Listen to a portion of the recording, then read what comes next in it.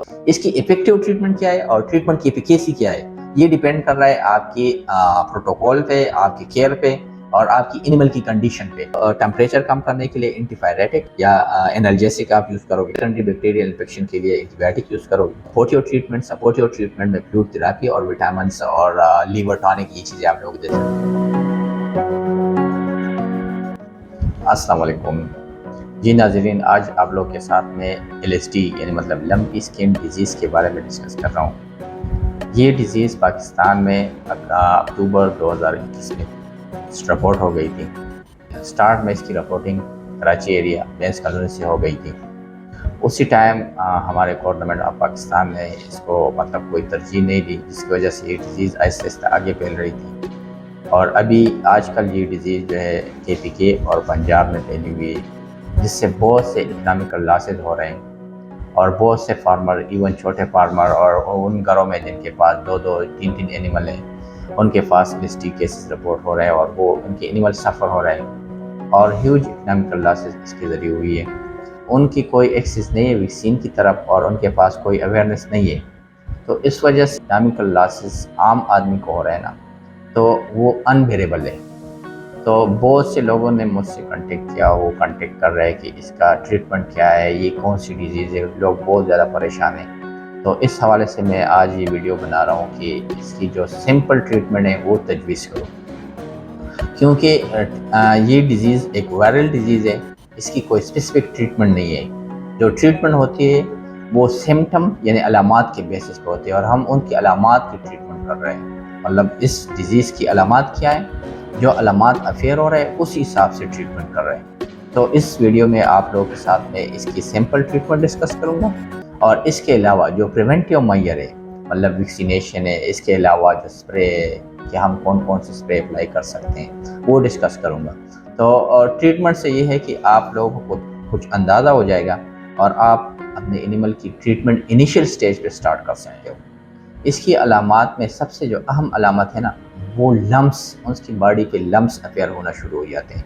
मतलब बाज़ अवकात सेवेरिटी में लम्स पूरे बॉडी पे अफेयर हो जाते हैं और बाज़ अवकात सिर्फ 2-3 लम्प अफेयर हो जाते हैं। ये डिपेंड कर रहा है एनिमल की इम्यूनिटी और उसकी हेल्थ पे। बाज़ अवकात एनिमल की इम्यूनिटी स्ट्रांग होती है, वो हेल्थी होता है, तो वो 2-3 लम्प उनकी बॉडी पे अफेयर हो जाती है और बाद में वो खुद रिकवर हो जाता है। लेकिन बाज़ केसेस में पूरी बॉडी पे लम्प्स स्प्रेड हो जाते हैं और एक एनिमल एक ऐसे शेप में चला जाता है कि पूरी जो इनकी स्किन है वो कवर होती है। मतलब नेक से शुरू होके एब्डोमेन तक, इवन अडर एरिया पे भी कुछ लम्प अफेयर हो जाते हैं। ये डिजीज़ इतनी ज़्यादा फैली हुई थी, हर एक फार्मर को पता चल गया कि लंपी स्किन डिजीज़। इसकी अलामात क्या है, यही है लम्प्स, उनकी बॉडी पे लम्प शुरू हो जाते हैं। इसके साथ हाई टेम्परेचर होता है और टेम्परेचर इस तरह होता है कि वो परसिस्टेंट होता है। मतलब एक दिन के लिए टेम्परेचर होता है तो कुछ टाइम के लिए डिक्रीज होता है, फिर टेम्परेचर आ जाता है। तो मतलब इवन ये टेम्परेचर 4-5 डेज, इवन 10 डेज तक कंटिन्यू रहता है। इसके अलावा और अलामात में क्या होता है कि जॉइंट स्वेलिंग शुरू हो जाते हैं। तो टेम्परेचर्स, लम्प्स और जॉइंट स्वेलिंग, और इसके साथ साथ एनिमल जब एडवांस स्टेज में चला जाता है तो साथ में नमूनिया भी होता है, क्योंकि जो ये लम्प्स है उनकी नेस्ट्रल में भी आ जाते हैं, माउथ और नेस्ट्रल एरिया पे भी आ जाते हैं और बाद औक़ात ये लम्प्स इनके लंग्स में भी बन जाते हैं। तो उस वजह से एनिमल को सीवियर निमोनिया हो जाता है और फिर सीवियर निमोनिया से रिकवरी बहुत मुश्किल होती है। तो इसके ये सीधा अलामात जो अभी मैंने आप लोगों के साथ डिस्कस की, ये अभी हर एक फार्मर को अभी पता चल गया कि इस तरह अलामात हैं। तो ये अलामात जैसे इनिशियली स्टार्ट हो जाते हैं, इसमें से कोई भी अलामात, मतलब लम्प्स 1 या 2 लम्प शुरू हो जाते हैं, तो उसी टाइम हमें एनिमल की ट्रीटमेंट स्टार्ट करनी चाहिए। इसकी इफेक्टिव ट्रीटमेंट क्या है और ट्रीटमेंट की एफिकेसी क्या है, ये डिपेंड कर रहा है आपके प्रोटोकॉल पे, आपके केयर पे और आपकी एनिमल की कंडीशन पे। अगर ये इनिशियल स्टेज में होता है और लम्प शुरू हो गया और माइल्ड टेम्परेचर है, तो आप उसी टाइम इसको स्टार्ट कर सकते हो। मतलब एंटीपायरेटिक में क्या दे सकते हो आप, लावजीन दे सकते हो। लावजीन अगर टेम्परेचर हाई है 104-105 फ़ारेनहाइट है, तो उसी टाइम आप लावजीन इंट्रावीनस दे सकते हो। अगर टेम्परेचर थोड़ा सा कम रेंज में और एनिमल आपकी फीड ले रहे हैं, मतलब उनकी फीड इनटेक स्टॉप नहीं हुए, तो आप उसको इंट्रामस्कुलर भी दे सकते हो। ये तो मतलब टेम्परेचर कम करने के लिए। इसके साथ साथ इन एनिमल को बाद औक़ात नमूनिया भी होता है, तो नमूनिया के लिए हमें ट्रीटमेंट उसी टाइम से स्टार्ट करनी चाहिए अगर इसकी माइल्ड नमूनिया है, क्योंकि नमूनिया अगर एक्सटेंड हो जाती है और सीवियर केस में चली जाती है तो फिर ट्रीटमेंट इफेक्टिव नहीं रहता है। तो मेरी रिकमेंडेशन है कि आप शुरू में इसके साथ अच्छी किस्म की एंटीबायोटिक लगा दो। तो मैं 2-3 एंटीबायोटिक के नाम आप लोगों के साथ सजेस्ट कर रहा हूँ कि आप सिफर लगा सकते हो, इसके अलावा एक्सेनिल RTU लगा सकते हो। ये ऐसी एंटीबायोटिक है कि अगर आप ट्रीटमेंट करते हो इस एंटीबायोटिक के ज़रिए तो आप इसकी मिल्क यूज़ कर सकते हो। इसके अलावा टाइलोसिन भी लगा सकते हो, ट्राइबरसन भी लगा सकते हो और ट्राइक्सिल LA भी लगा सकते हो। इस सब की रिज़ल्ट इसमें मतलब एफिशिएंट है, आप यूज़ कर सकते हैं। कोई भी एंटीबायोटिक जो आपके साथ अवेलेबल हो या आप इजीली आपके एरिया लोकेलिटी में अवेलेबल हो, क्योंकि बाद औक़ात जब भी बहुत से फार्मर ने मेरे साथ ये केस डिस्कस किया, वो कह रहा है जो एंटीबायोटिक आप तजवीज़ कर रहे हो जिस तरह एक्सेनिल RTU है या सिफर है, वो कह रहा है कि हमारे पास मार्केट में अवेलेबल नहीं है। तो इसलिए मैं कह रहा हूँ कि जो भी एंटीबायोटिक आपके एरिया लोकेलिटी में अवेलेबल हो आप लोग यूज़ कर सकते हो, क्योंकि हमें सेकेंडरी बैक्टीरियल इन्फेक्शन को रोकना है। इसके अलावा एनिमल को पेन होता है, बॉडी पेन। इस पेन को रिलैक्स करने के लिए आप 2-3 डोजेस स्टेरॉयड यूज़ कर सकते हो, लेकिन कंटिन्यूसली स्टेरॉयड यूज़ नहीं करनी। मतलब आप स्टेरॉयड में मैं आप लोगों को बताता चलूँ कि आप यूज़ कर सकते हो डेक्सामेथासोन, प्रेडनिसोलोन, वो 1 टाइम या 2 टाइम, 3 टाइम तक आप यूज़ कर सकते हो। लेकिन अगर आपके एनिमल प्रेग्नेंट हो तो उसी टाइम आप स्टेरॉयड यूज़ नहीं करो। हमें चाहिए कि इसके साथ-साथ हम सपोर्टिव ट्रीटमेंट दे दें। सपोर्टिव ट्रीटमेंट इसका क्या मतलब है, क्योंकि आपके एनिमल की फीड इनटेक ड्रॉप हो जाती है, वो खुराक नहीं लेता है, प्रॉपर फीड नहीं लेता है, तो आपको सपोर्ट देना चाहिए कि ताकि 2 दिन या 3 दिन एनिमल सीवियर कंडीशन या स्ट्रेस में है तो आप उसको सपोर्ट दो। सपोर्ट में क्या है, फ्लूइड थेरेपी, क्योंकि डिहाइड्रेशन होती है जब फीड इनटेक और वाटर इनटेक नहीं होता है तो इनकी डिहाइड्रेशन होती है। तो उसी टाइम हमें स्टार्ट करना चाहिए डेक्स्ट्रो, नामासलैन, रेगुलेटेड, जो भी आपके पास अवेलेबल हो वो उस टाइम आप इसकी इन्फ्यूजन उनको दे सकते हो। और अगर उसी इन्फ्यूजन में बाद औक़ात आप लोग नीरोबियान, जिससे लीवर की एफिशिएंसी बेहतर होती है, बी कॉम्प्लेक्स वो भी डाल सकते हो। हेफागान है जिससे लीवर की एफिशिएंसी बेहतर हो सकती है और उनकी एपेटाइट बढ़ जाती है, तो आप ये चीज़ें उसमें उन फ्लूइड थेरेपी के दौरान उसमें इंजेक्ट कर सकते हो। जब नमूनिया होता है तो साथ साथ एक और जो जिस तरह एलर्जी के लिए लोग यूज़ कर रहे हैं मतलब एंटीहिस्टामिन, यानी मतलब एवेल या मेप्रोसान, वो भी यूज़ कर सकते हो। ये चीज़ आप यूज़ कर सकते हो। तो ये तो एक ट्रीटमेंट थी जो मैंने स्पेसिफिक सिंपल वर्ड्सों में आप लोगों के साथ डिस्कस किया है। आप लोग ये ट्रीटमेंट कंटिन्यू कर सकते हो।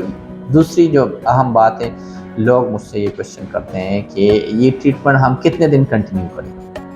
तो पहले तो मैं आप लोगों को बताता चलूँ कि ये डिज़ीज़ जो है ये मतलब एक्सटेंडेड डिज़ीज़ है। हो सकती है कि 10 डेज़ हो, 15 डेज़ हो, 1 मंथ हो, तो इसकी रिकवरी में टाइम लगता है। तो ये ट्रीटमेंट नॉर्मली आप लोग 5 to 10 डेज़ कंटिन्यू कर सकते हो। बाद औक़ात आपने अगर 5 डेज़ एक एंटीबायोटिक यूज़ कर दी तो एक कुछ टाइम के लिए उनकी एंटीबायोटिक रेस्ट दे दो, मतलब 2-3 डेज़ तक। उसके बाद फिर आप दोबारा एंटीबायोटिक, दूसरी किस्म की एंटीबायोटिक स्टार्ट कर सकते हो टिल ये एनिमल रिकवर ना हो।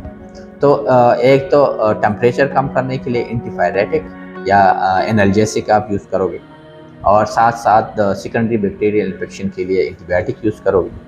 इसके अलावा सपोर्टिव ट्रीटमेंट में फ्लूइड थेरेपी और विटामिन्स और लीवर टॉनिक, ये चीज़ें आप लोग दे सकते हो। इसके अलावा जो अहम चीज़ पे मैं अभी आप लोगों को अटेंशन लेके आना चाहता हूँ कि इसकी प्रिवेंशन पे हम क्या काम करें, क्योंकि ये डिज़ीज़ जो है वायरल डिज़ीज़ है और ये अभी मतलब पाकिस्तान के हर कोने में फैली हुई है। मतलब शुरू में ये सिंध यानी कि कराची एरिया और बेंस कॉलोनी में रिपोर्ट हुई थी, उसके बाद आहिस्ता आहिस्ता मुल्तान एरिया, फिर आगे पंजाब, KPK और बलूचिस्तान, मतलब ओवरऑल चारों प्रोविंसेस में अभी ये रिपोर्ट हुई और बहुत सी इकनॉमिकल लॉसेस उससे हुई। सिंपल ट्रीटमेंट वो मैंने सजेस्ट किए, उस ट्रीटमेंट के साथ आप अपने एनिमल को ट्रीट कर सकते हो।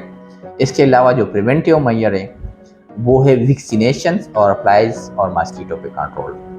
वैक्सीनेशन अगर एनिमल आपकी इंक्यूबेशन स्टेज में है, इंक्यूबेशन स्टेज ये है कि आपको पता नहीं है और आपके घर में या आपके फार्म पे एनिमल कुछ रिपोर्ट हो गए, तो इसका मतलब है इसके अलावा कुछ और एनिमल है जो इंक्यूबेशन स्टेज में जिसमें ये वायरस मौजूद है लेकिन इसके अलामात ज़ाहिर नहीं हुए।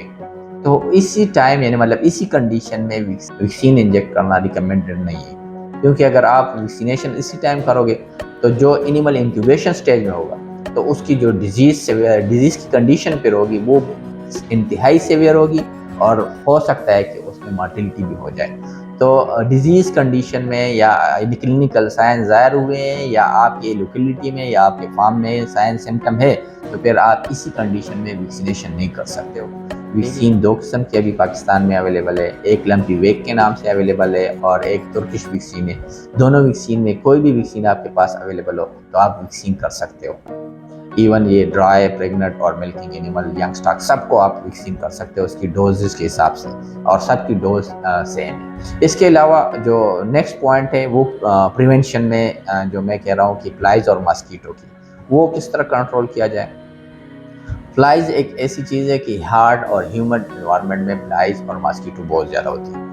इसकी कंट्रोल के लिए आप लोग फ्लाई बेट भी यूज़ कर सकते हो, साइपरमेथ्रिन की स्प्रे भी कर सकते हो। साइपरमेथ्रिन मतलब 1 ml पर लीटर आप डाइल्यूट करोगे और पूरे पाम पे आप स्प्रे कर सकते हो। जो एगोफ्लीज है वो भी 1 ml पर 1 लीटर आप डाल सकते हो और पूरे पाम में स्प्रे कर सकते हो।